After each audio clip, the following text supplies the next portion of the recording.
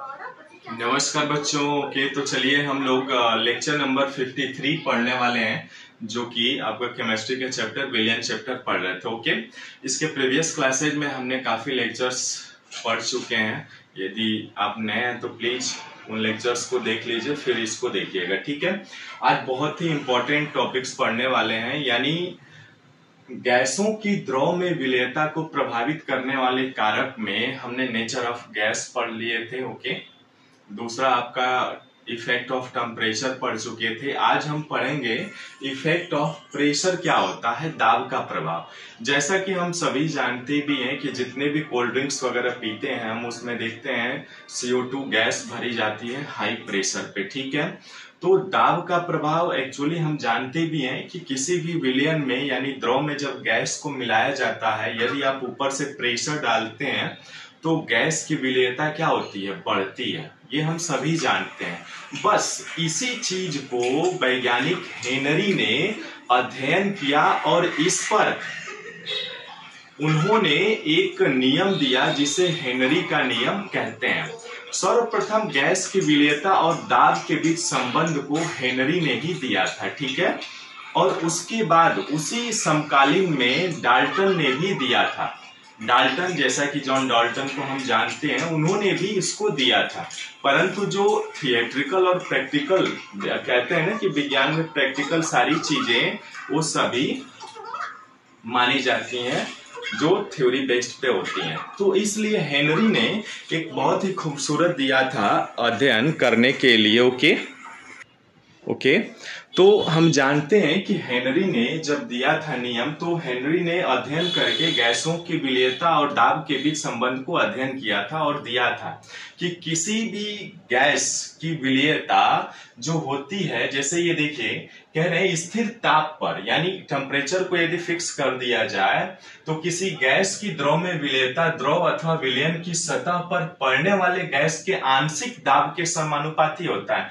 इसका मतलब ये हुआ आंशिक दाब, पार्शियल प्रेशर कह रहा है। दाब यदि अधिक कर देंगे ना तो हेनरी का नियम भी नहीं लगेगा। अभी इसके आगे जैसे जैसे हम टॉपिक्स को पढ़ेंगे वहां पे देखेंगे कि एक दायरा है हेनरी के नियम का भी, यदि उससे अधिक होगा तो हेनरी का नियम नहीं लग पाएगा। ठीक है, तो इसीलिए परिभाषा में आंशिक दाब भी कहा जाता है और कहा भी जाता है यदि हम विलयन को गैस के मोल अंश को, उन्होंने क्या किया, हम जानते हैं कि विलयन की सांद्रता को व्यक्त करने की हमारे पास बहुत सारी विधियां, मोलरता है, मोललता है, ठीक है, नॉर्मेलिटी है, फॉर्मेलिटी है, पीपीएम है, पीपीबी है, ये सभी हैं।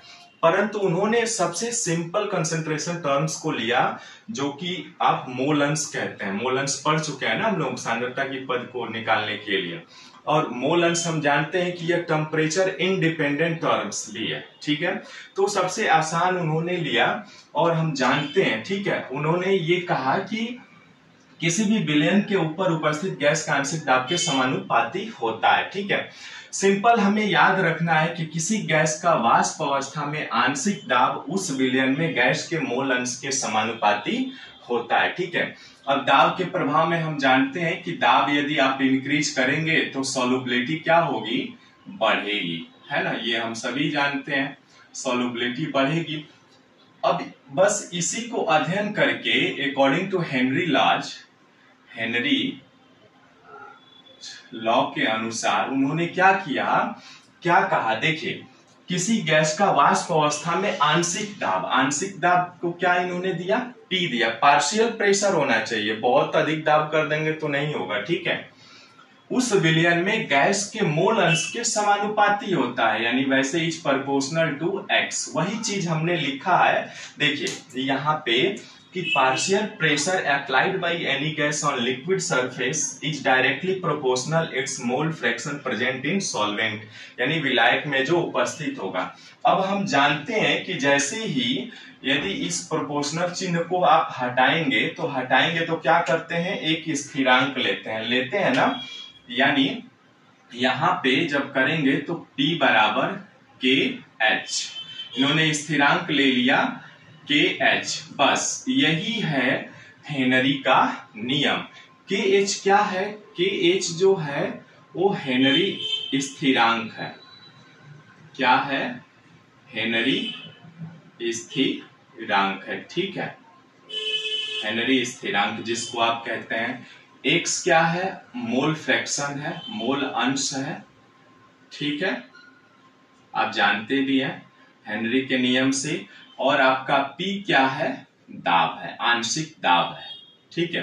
तो बस इसी चीज को इन्होंने हेनरी का नियम कहते हैं। अब यहाँ पे देखिए हेनरी का नियम बस बहुत कुछ खास नहीं है, बट हम क्या करते हैं कि जैसे ही आपने क्या किया, आंशिक दाब उस विलयन के मूल अंश का हम यहाँ पे थोड़ा सा कॉन्सेप्ट अलग लेंगे।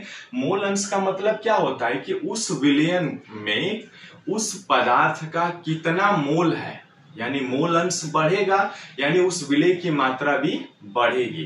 तो इस तरीके से हमने यहाँ पे T बराबर KH, जहां पे KH क्या है, हेनरी स्थिरांक है, X क्या है, मोल अंश है, और P क्या है, दाब है। यदि आप कहें यहाँ पे यदि आप टेम्परेचर बढ़ाएंगे, जैसे ही आप टेम्परेचर बढ़ाएंगे तो क्या होगा, टेम्परेचर बढ़ाएंगे तो हम जानते हैं कि सॉल्युबिलिटी क्या होती है, घटती है, यानी विलेयता जो है वो घटती है। यानी यहां से हम कह सकते हैं कि यदि टेम्परेचर बढ़ाए तो सॉल्युबिलिटी हमारी कम होगी, यानी इसका मतलब कि मोल अंश जो होता है इज इनवर्सली प्रोपोर्शनल टू क्या हो जाएगा, KH के होगा ना। देखिए यदि P को कांस्टेंट कर दिया जाए तो क्या होगा, KH यानी X inversely proportional to 1/KH। यदि हम दाब को कांस्टेंट कर दें तो if P is equal to constant कर दें तो यहाँ पे हम ये देख रहे हैं कि विलेयता जो है वो आपका क्या, हेनरी स्थिरांक के व्युत्क्रमानुपाती होती है, ठीक है, यानी व्युत्क्रमानुपाती हो जाती है यहाँ पे। अब KH क्या होगा, व्युत्क्रमानुपाती का मतलब क्या होगा कि यदि ये KH का मान बढ़ेगा तो X का मान क्या होगा, घटेगा। यानी KH का मान यदि आप बढ़ाएंगे, KH का मान आप यदि बढ़ाएंगे तो क्या होगा, सॉल्युबिलिटी क्या होगी, घटेगी। ये चीज ध्यान रखिएगा, बहुत बार पूछा भी जाता है।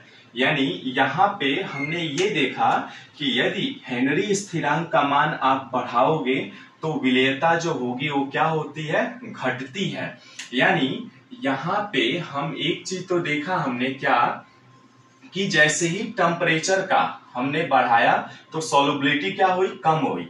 यदि P को कांस्टेंट किया जाए तो X जो होगा वो हेनरी स्थिरांक यानी X क्या है, मोल अंश जो है, मोल अंश यदि घटेगा तो विलेयता भी घटेगी, यानी 1/KH X जो है वो हेनरी स्थिरांक के क्या होता है, व्युत्क्रमानुपाती होता है। यानी हम यहाँ पे सिंपल कह सकते हैं कि टेम्परेचर यदि आप बढ़ाएंगे तो हेनरी स्थिरांक का मान भी बढ़ेगा। ओके, यानी यहाँ पे हम T बढ़ाएंगे, टेम्परेचर बढ़ाएंगे तो KH का मान भी बढ़ेगा, ठीक है।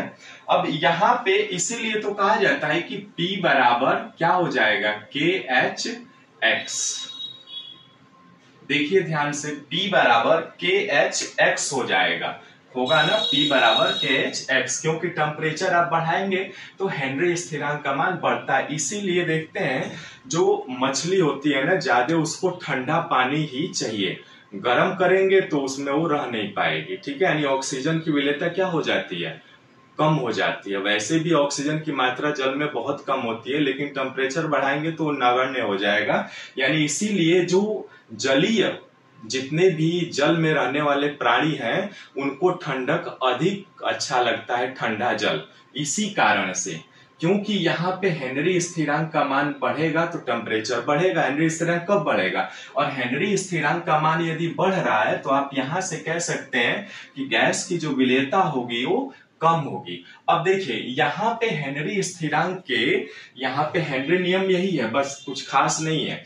अब हेनरी स्थिरांक का ग्राफ यदि आप खींचते हैं y बराबर mx प्लस c से, आप यदि ग्राफ खींचते हैं तो क्या होगा, देखिए ये आपने मैथ में पढ़ा होगा ना, mx, y बराबर mx है ना।